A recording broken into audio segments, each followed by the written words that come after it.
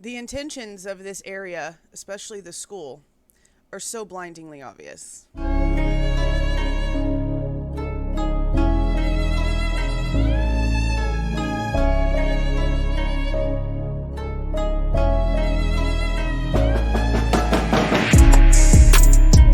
Hey guys, this is Jules with True Crime Reactions. I just want to talk about the house for a minute because it seems as if they've really been in an agreement to get rid of this thing for quite a while.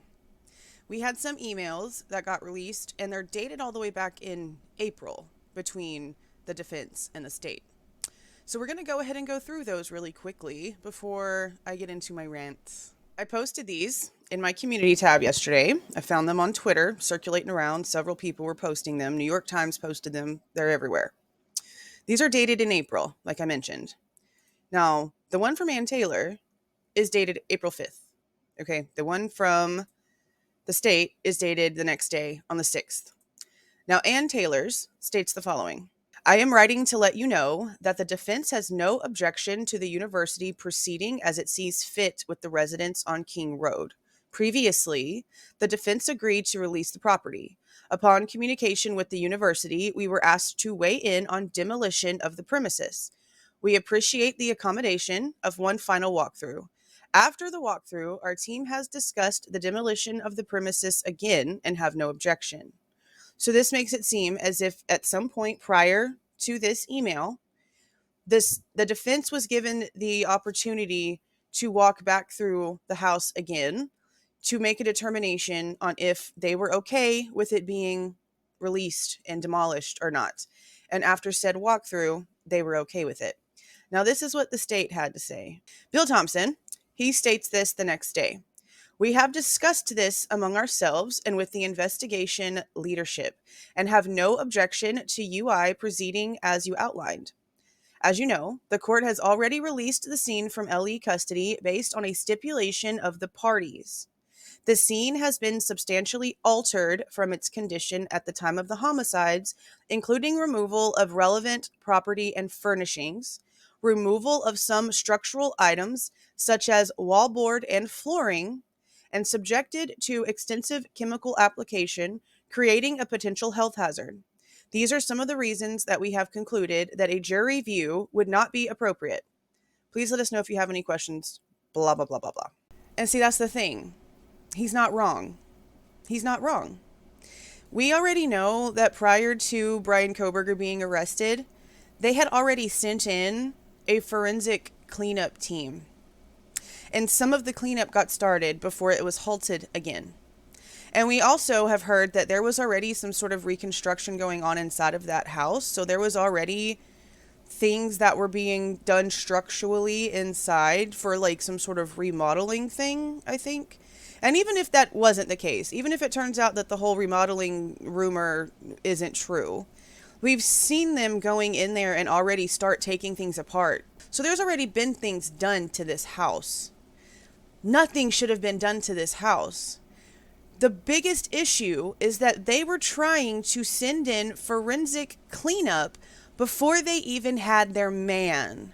So regardless of how this case was going to go, they wanted that house gonzo. That's blatant proof right there. They were going to be forensically cleaning the house in order to get rid of it before they even had Bryan Kohberger in handcuffs. That's their intentions. Now, it seems a lot of people are questioning the way that the university got this house, but we have spoken about this before, and I will go ahead and touch on it again, because this person that owns this King Road house owns multiple rental properties, okay? Even if this was, let's say, an OD, this house would still be extremely difficult to be making money off of in the near future, especially in its location.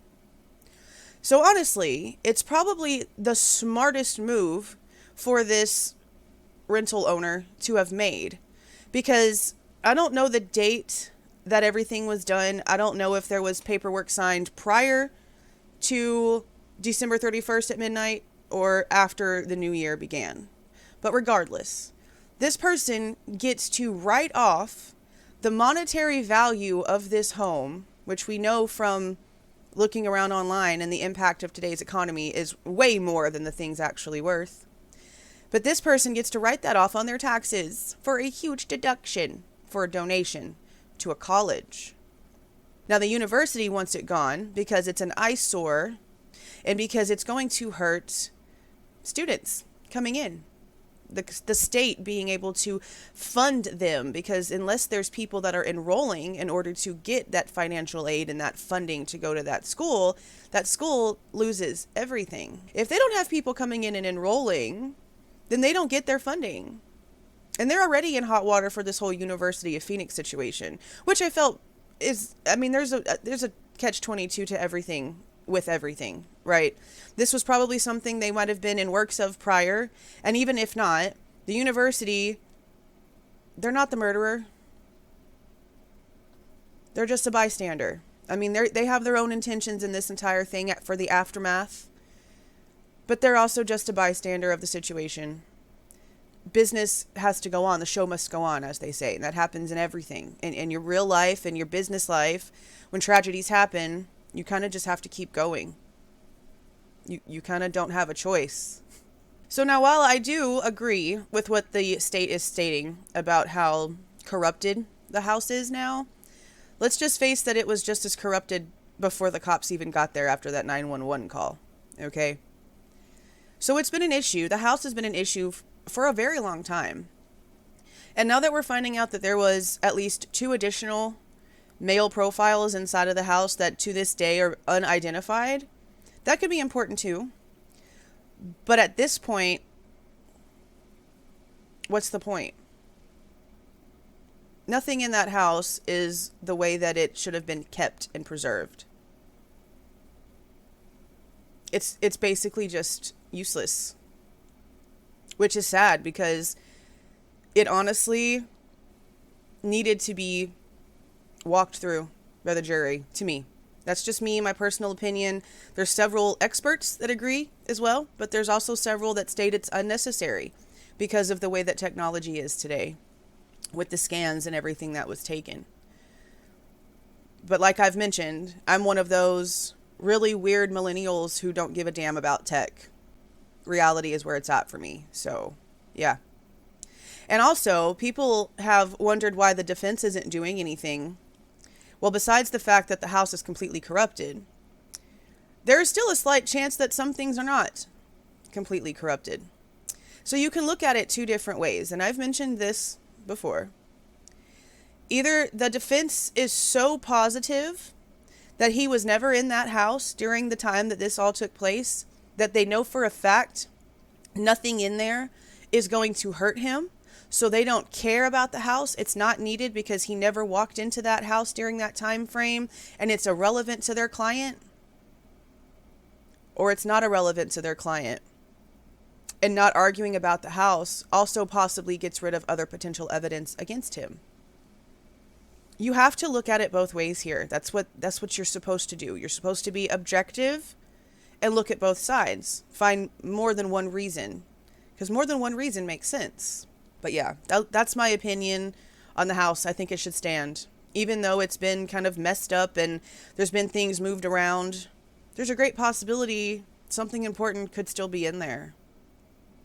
I'm just going to hope at this point they've done enough testing on things and they've gathered enough digital data, because I think that in the future, like now and beyond, most of this is going to be solved with technology. It's not going to really matter what somebody says or what someone says they saw or what someone says they did anymore. Pretty much everything that you surround yourself with has things on it that can track you to make sure that what you're claiming is true. Even if you don't know it, your Google history follows you every time you go to the store.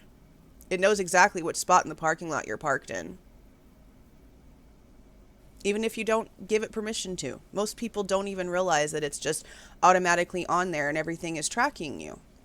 Everything that you say on the phone, everything you say whenever you walk by any ATM or any self-checkout, you're being recorded, you're being watched. So maybe that's what they're trying to do here. Maybe they're trying to let this be more of a tech-savvy investigation. I'm just not too comfortable with that yet. I don't trust people that are in control of the technology of the day. I just don't.